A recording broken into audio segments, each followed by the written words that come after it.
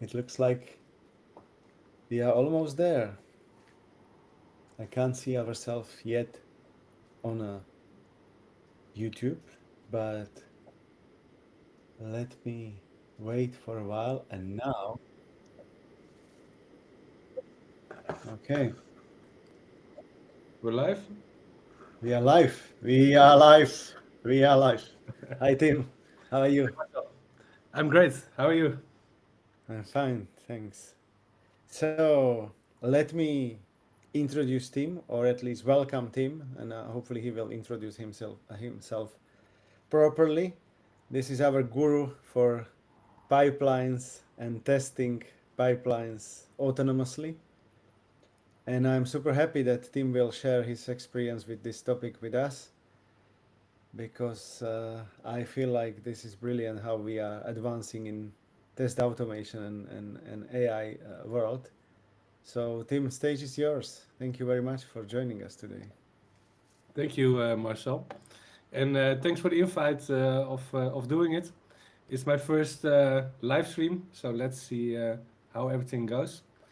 I'm gonna first start off with a short presentation, and then I'm gonna demo the agentic pipeline. I'm already sharing my screen, so let's go. Yes, a little bit about me. I'm Tim. I'm from the Netherlands. I'm currently living in Amsterdam. I'm working now for 11 years in the test field. Also did some jobs next to QA, developer, technical business analyst, and Scrum Master. And last 2 years I've been actually after being inspired by Marcel on one of the conferences in Germany. I've been interested in agentic AI and started playing around with it. I first always start with this disclaimer. So there's loads of reasons why you wouldn't want to use AI in your project. It can be security concerns, it can be ethical concerns, it can be loads of things. But in this demo or in my workshops, I usually always say I don't really go into that in this session. We can talk for very long on these topics, but in this demo, I will just show whatever is possible and show you the things AI can do nowadays.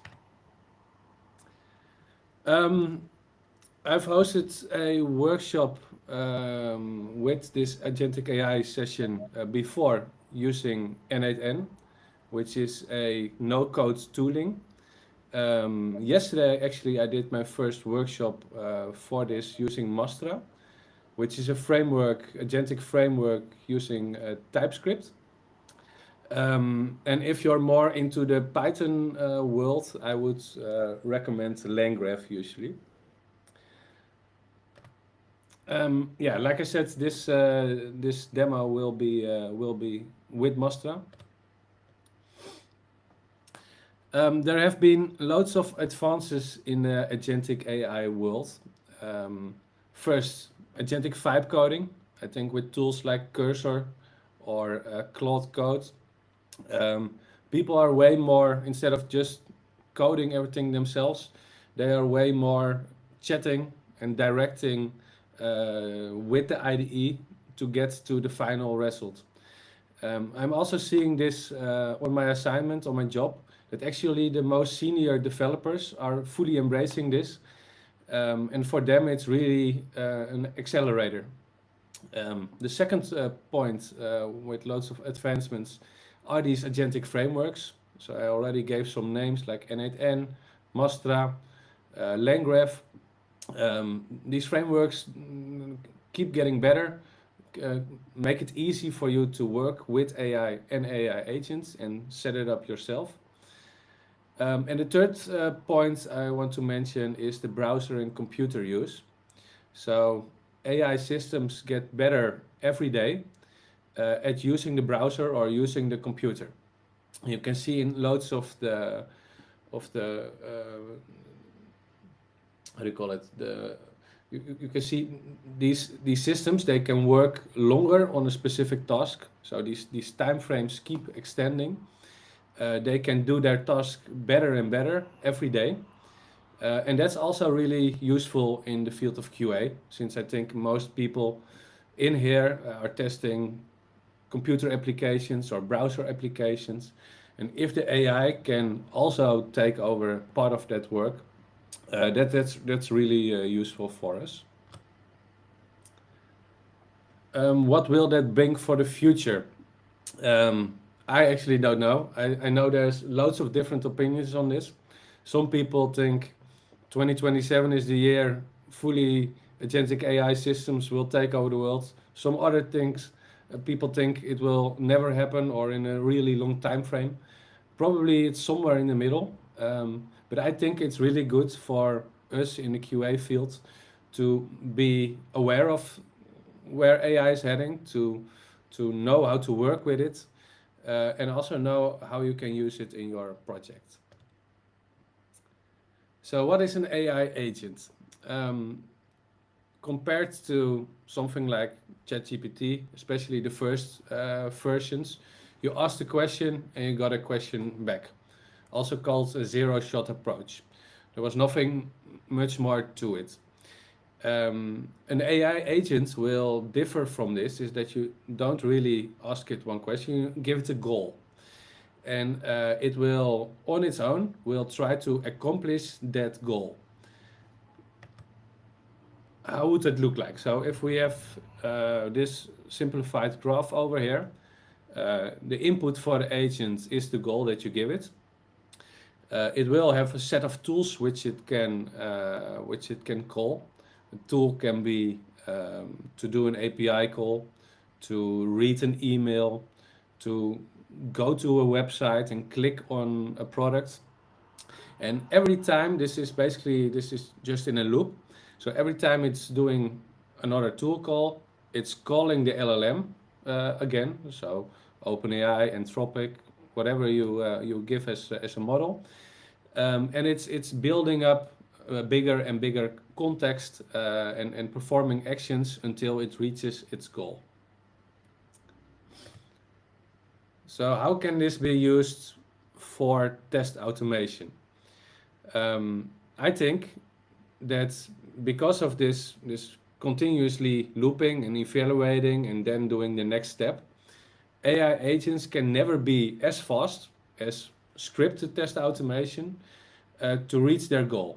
They can also never be um, as reliable and every time the same, since an autonomous agent will every time differ a little bit in how it reaches its goal, while a script will always exactly be the same.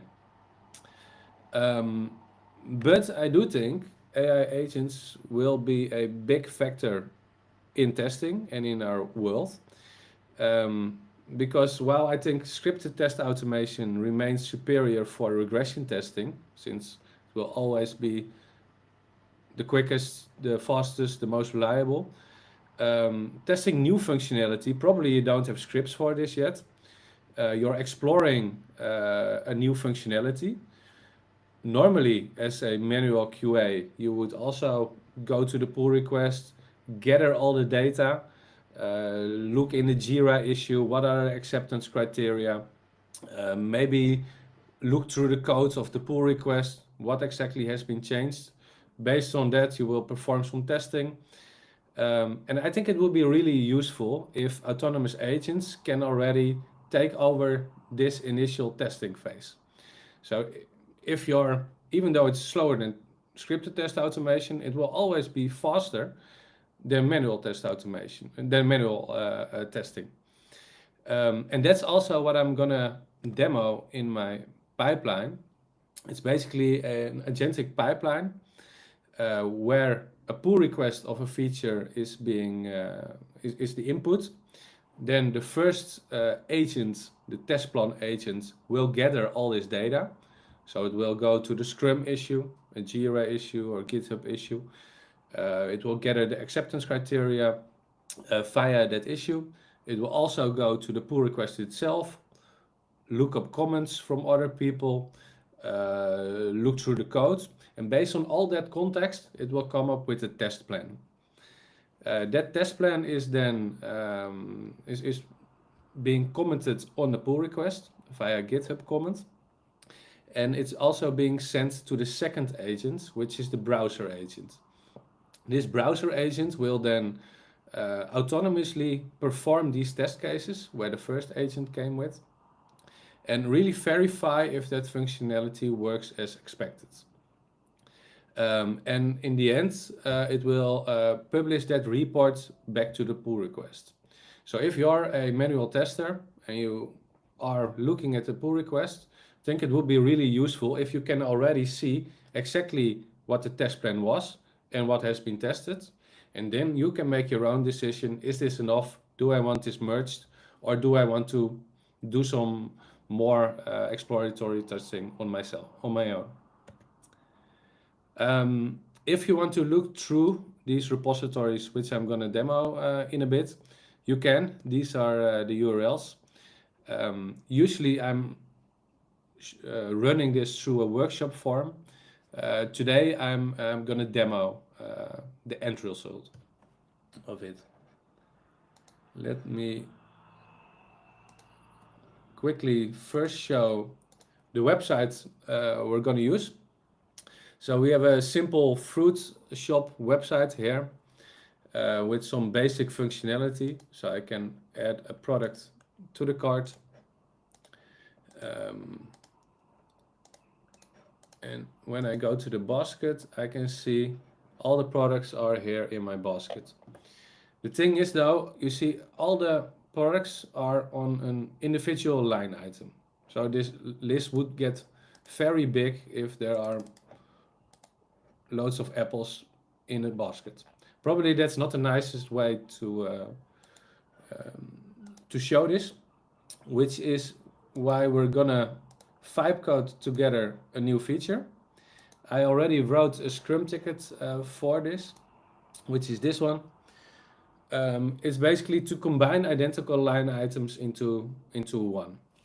So that the basket page will display 3 times an apple, 1 time a banana, instead of displaying everything under each other. I'm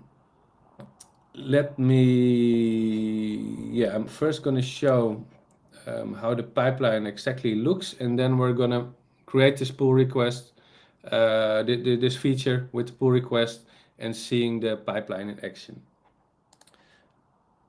So let me open my code and going to this repository. Let's see.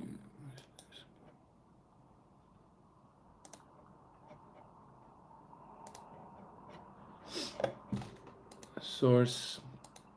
So the first agent which I explained is this test plan agent. It's always really good to be real clear when you make an agent, to be as clear as possible what the core responsibilities are, what the mission is, but also what the constraints for this agent are. Also, when prompting LLMs, the use of capital letters can help in making sure things get extra weight. Basically, we're saying here, you have to come up with a test plan, and you can use several different tools.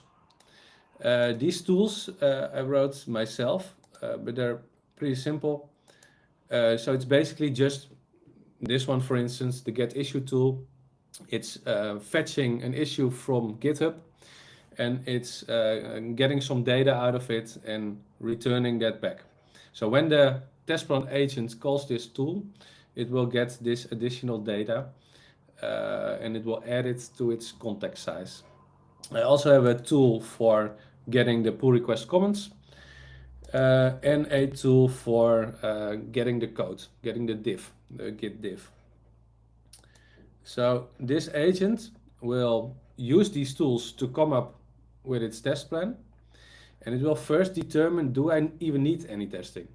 So if the code changes are just README changes or documentation changes, or even comment-only modifications, which can be in JavaScript or other files which usually just contain code.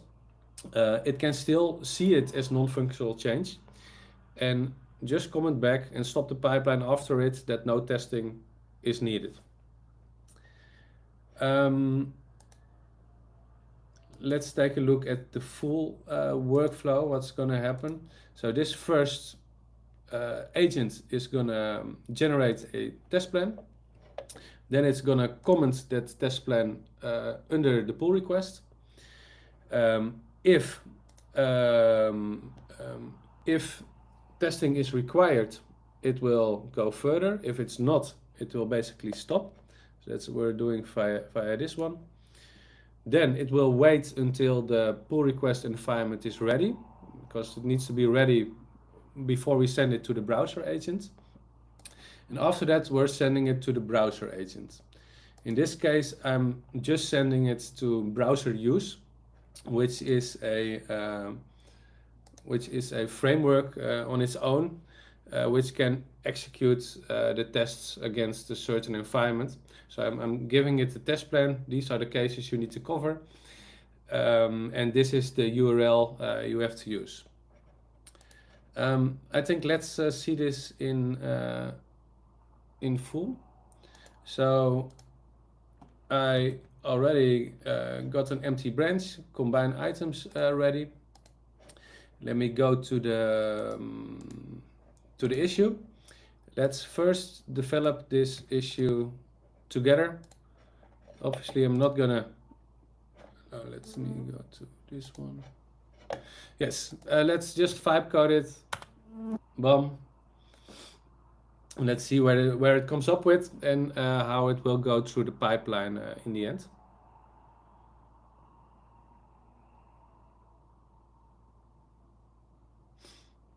So it's making, I'm using cursor here. It's making a nice plan of what it's trying to achieve.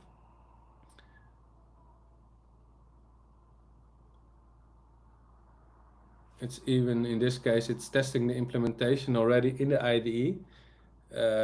This is possible because I'm using the Playwright MCP.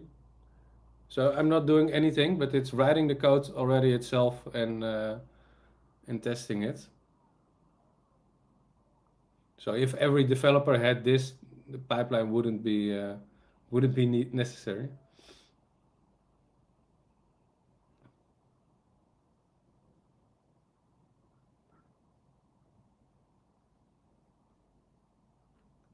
Okay, so it's confirmed that the whole functionality is working.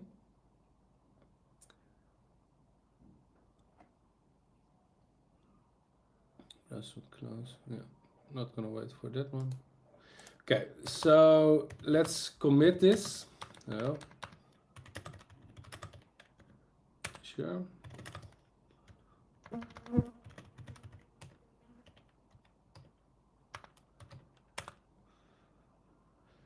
Yes, and let's create a pull request for this. So I have here a pull request. Let's as well mention the issue number. It was issue number 2 in the commit title, so it can connect the pull request to the Jira issue. In this case, it's not a Jira issue, but a GitHub issue. But you can think of it as the same, just an external issue, information which is not present in the pull request itself, but on some other source. What's happened? I coupled Vercel to GitHub. So basically, every time I'm creating a pull request, it's automatically creating a preview environment, which is this one, which got the functionality on it. Not sure if it's even. Yes, so it is working. It's displaying here the unique items and not the sum of them, but the feature itself is working. You can already see the test plan. So the first agent has been ready. which means the second agent should be running now. Let me go to browser use to have a live view of what's happening right now. So it looks like that one is also already ready with testing. But in here I can really see the tasks and the things it was trying. So it's already completed this test case. So when I look back in the pull request, I can see this one was fully checked. For now, to have it a bit more speed up, I limited this test plan to be only one test case. But this can be a longer test plan, and it can just report back what the status is of the testing. It's also quite fun and nice to show how this works locally. Because right now this was all fully in CI, but this Mastra setup we can also run locally, and it's quite a nice developer experience. So let's run npm run dev. It's now running the Mastra playground on localhost 4112, which is here. And here we can call the tools individually, which I just showed, which I created myself. We can also call the test plan individually. So what we could do is this same pull request. We could play around with by also using that locally. So I'm just giving this as input to my agent. And I can really see here what's happening. So in this case, it decided to first call the get pull request diff tool, which got this as input, and as output, it's returning the files changed and what exactly has been changed. Then it's calling issue number 17, which is the pull request itself. After that, it decided to get the comments of the pull request, and then it's because we mentioned in the commit title, we mentioned the Jira issue, the Scrum issue being number 2. It will also gather that data. And then out of all of that, it will come up with a test plan of what to test. Yeah, that's also what you can see in here. So this was the full flow. Generate test plan, make a comment. If testing is not needed, it will stop here. If testing is needed, it will wait for the Vercel environment, then execute the tests, and then publish the test report on the pull request. If you want to try this for yourself, you can. This is the GitHub repository. It does have the instructions all listed in the README. Yeah, that's about it.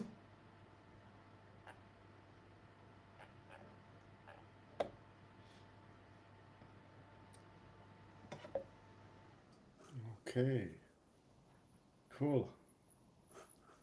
I don't know whether you can see me or not. I'll Yes, just I try can. to switch the layout, and maybe if you finish, then let's move to the questions.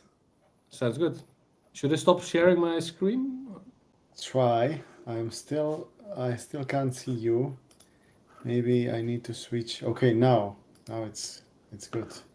I can see you. Perfect. Very nice demo. Thank you. I will play with it now. Maybe for all those who are watching us, if you post your question into the chat on the right side of YouTube, I will read it and we can discuss it with Tim. There are no questions yet. Hopefully, people will add some questions there, but I have a few. And one is you mentioned ISTQB in prompt. Is it important to make it work, or why it was there? It was something like you are ISTQB tester or something. Yeah, I just wanted it to act like a tester. Um, so that's why I Uh-huh, wrote it uh-huh, in the systems instructions. Not really uh-huh, sure if uh-huh, it's that helpful or if you could just say tester. uh-huh, Um, but usually it's good to be clear, at least in the systems instructions. So uh-huh. this is part of it. Not sure how much it contributes. I see. It would be actually interesting to write there like you are junior tester or you are senior tester or you are business user, And how comparing the to each behavior other. change. Yeah. Maybe to run it in parallel, to let a few testers test the same and see whether they would come up with the same scenarios. But that was just what I noticed there, and I was curious whether that's something you test the prompt with and without, and whether it helped or not. But it's more about the setting up the context, right? Or Yes. Yeah. Yeah. So this was part of the system prompt of the agent. I did play around. I mentioned especially mentioning which constraints the agent has and a clear goal, but uh-huh, also like a clear description of all the tools it can use. Uh, uh-huh. and that's really important for the agent to stay on track and Hmm. get to its goal. Okay, good.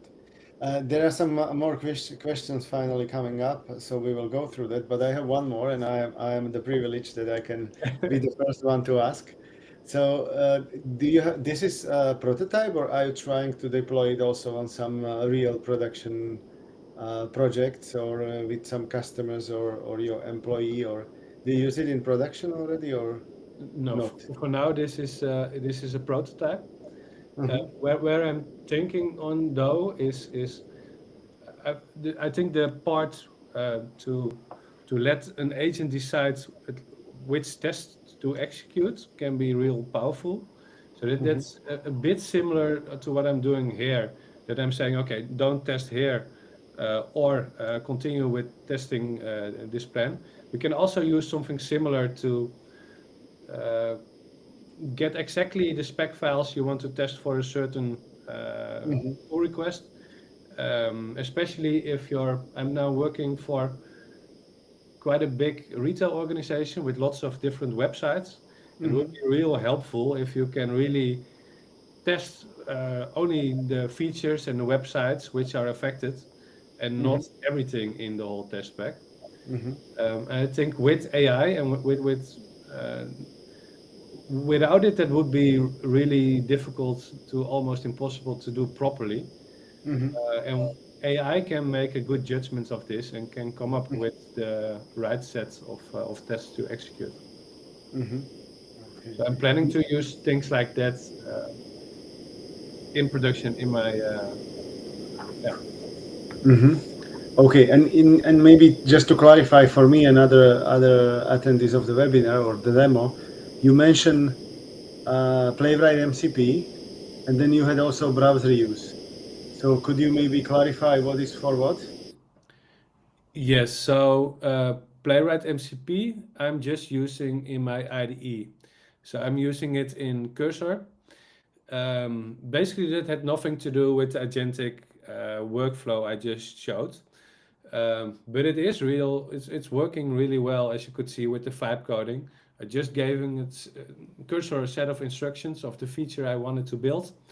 Mm-hmm. It came up with a plan. It built that feature, and it even tested that feature. Mm-hmm. So that part was Playwright MCP. Within the workflow, browser use was used. Mm-hmm.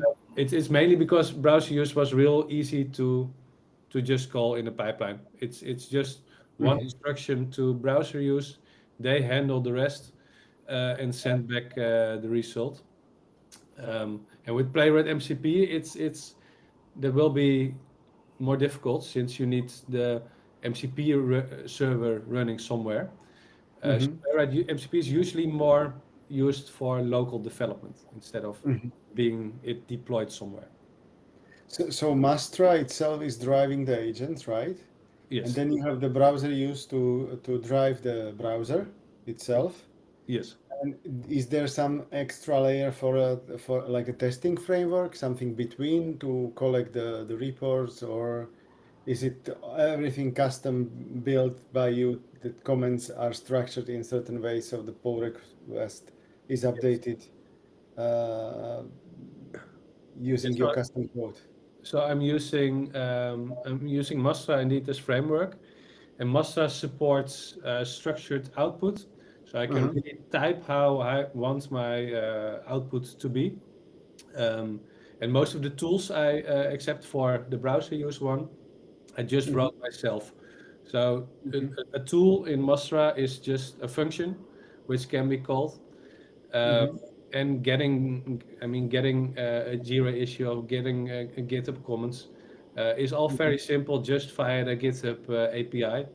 So I Hmm. made a set of tools which send a request, get a response, and I'm structuring the outputs myself in a format I like. Okay, cool. I will have a last question, and then let's move on to the questions from other attendees of the webinar.